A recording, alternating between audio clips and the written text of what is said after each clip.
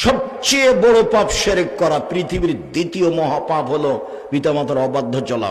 এই ছেলে শোনো, ওই হাদিস ঠিক, তোমার মায়ের পায়ের নিচে জান্নাত, এ হাদিস ঠিক।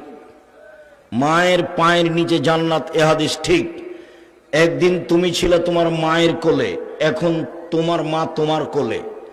যেদিন তুমি তোমার মায়ের কোলে ছিলে, বারবার পেশাব করছিলে, সেদিন তোমার মা যদি একটু মজাক করে স্নেহ করে মারেছে, এই অত পেশাব করিস কেন রে, সেটা জায়েজ ছিল।